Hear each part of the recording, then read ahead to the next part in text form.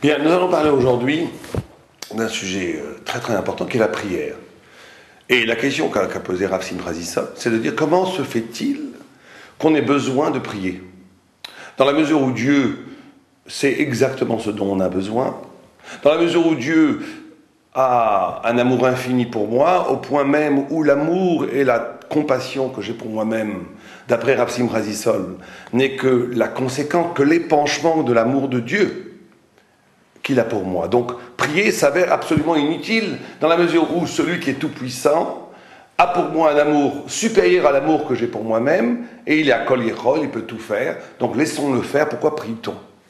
Et cette question est tellement forte que Rav Simcha Zissou, il répond par une réponse qui n'est pas la nôtre, qui n'est pas celle du monde de la Torah d'aujourd'hui, qu'effectivement la prière ne sert à rien, puisque de toute façon ce qu'on doit recevoir, on le recevra, mais la prière est là pour nous rappeler que tout vient de Dieu, pour ne pas tomber dans le piège de ce qu'il appelle Sibam et Soubab, la cause et la conséquence. Donc pour Rav Simcha Zissou, toute la notion de prière n'est là que pour éveiller la conscience du juif que tout vient de Dieu, mais elle n'a aucun affect effectif.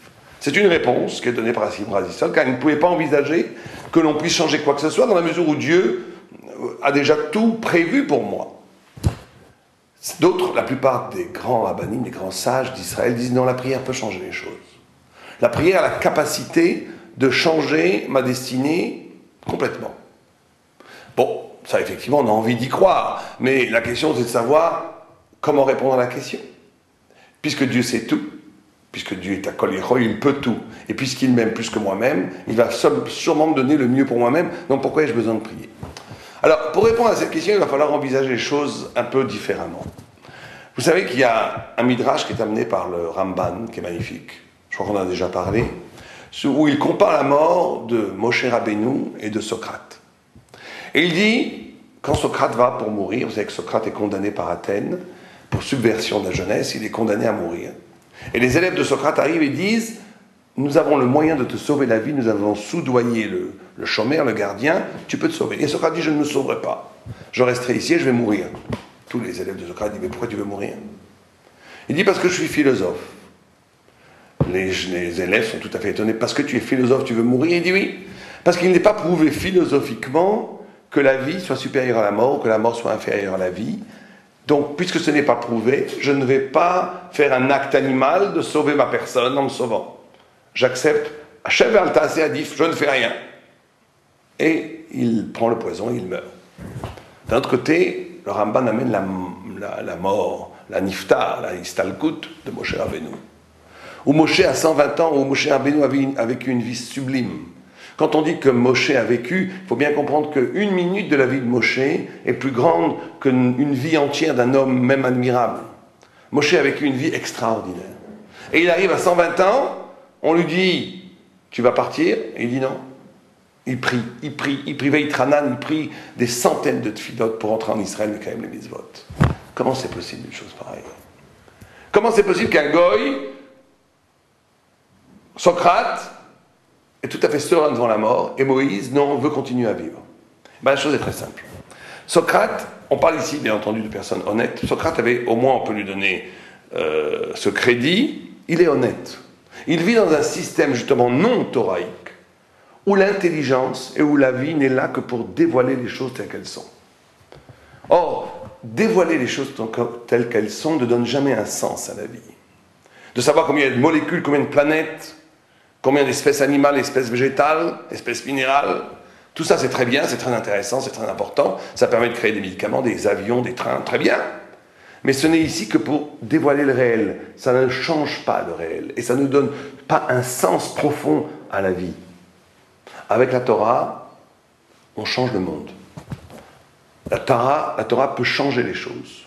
La Torah a le pouvoir de changer les choses. Vous savez d'ailleurs qu'il y a une loi que quand il y a un mariage, on fait des Sheva Brachot, et que pour faire des Sheva Brachot, il faut ce qui s'appelle des Panim Chadashot.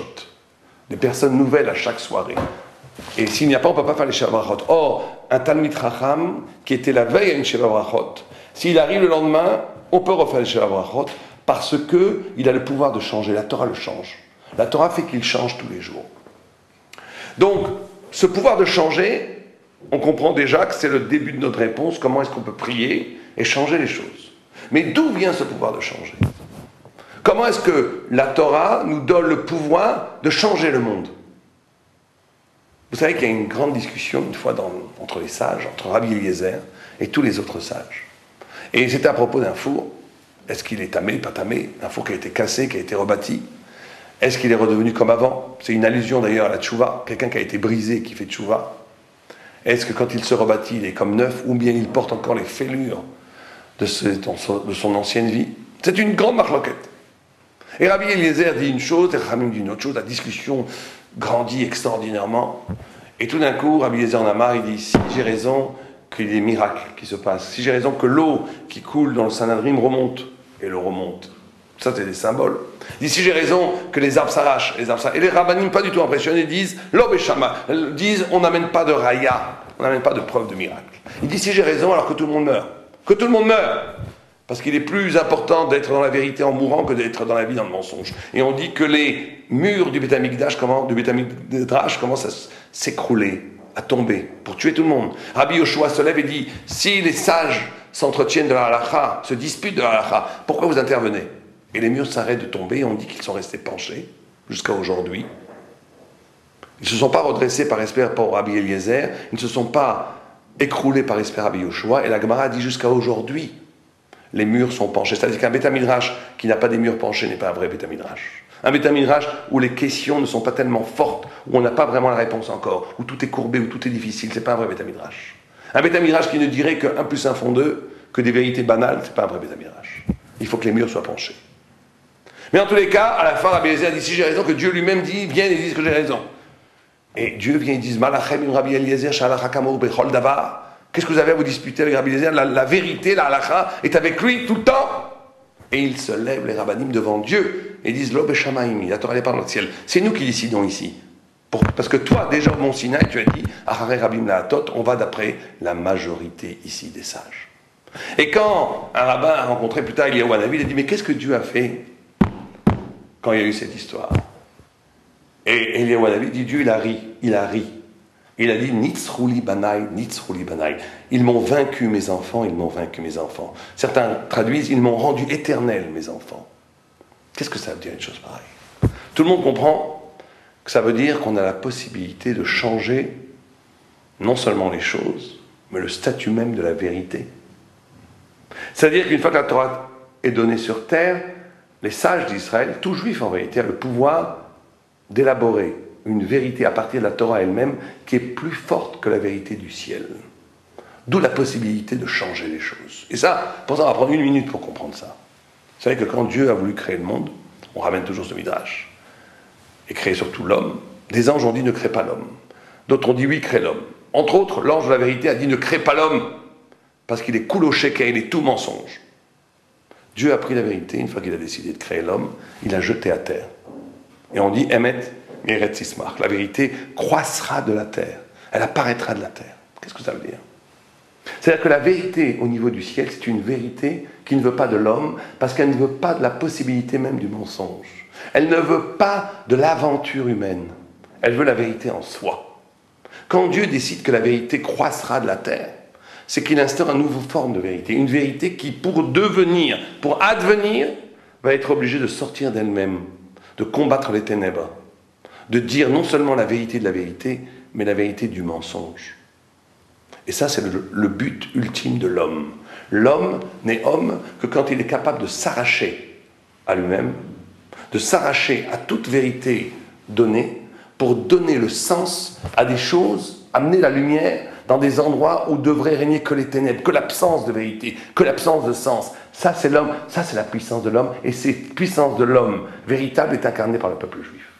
D'où la possibilité pour le peuple juif de créer ce qu'on appelle des chidushim, des nouvelles façons de voir le monde, qui ont une origine spirituelle qui est le don de la Torah, qui est ce mouvement où Dieu jette la vérité à terre, où il inaugure une nouvelle forme de vérité, une vérité qui va passer par toute l'aventure humaine. Or, prier, c'est ça. Prier, c'est de toucher à ce point nouveau, à ce point radicalement nouveau, qui est la possibilité du chidush, la possibilité du renouvellement, la possibilité de formuler quelque chose d'absolument inouï, qui vient de cette volonté de Dieu à donner la vérité à l'homme. Or, il faut bien comprendre que cette forme de vérité, ce n'est pas simplement abstrait, c'est dans la vie elle-même, et on finira avec ça. Si quelqu'un n'est que ce qu'il n'est, quelque chose qui n'est que ce qu'il n'est, comme la vérité en haut, quelque chose qui, miné ou bé, n'est que ce qu'elle n'est, ne peut jamais advenir. La chance de l'homme, c'est de devenir autre. L'essence même de l'homme, c'est de devenir à partir de la rencontre de ce qui lui est différent, à partir de la rencontre de l'altérité.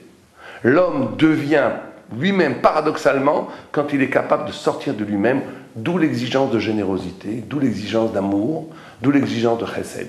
À partir de là, la prière peut tout changer. Mais pour changer la prière, pour que la prière puisse changer les choses, puisse amener d'extraordinaires bénédictions dans la vie, il faut être capable de se dépasser. Il faut être capable de ne pas être que soi. Il faut être capable d'être pour l'autre. Alevaï, comme disait un rabbin, que nous prions tout le temps. Alevaï, chez Adam, il palel kol hayom kulo. Amen.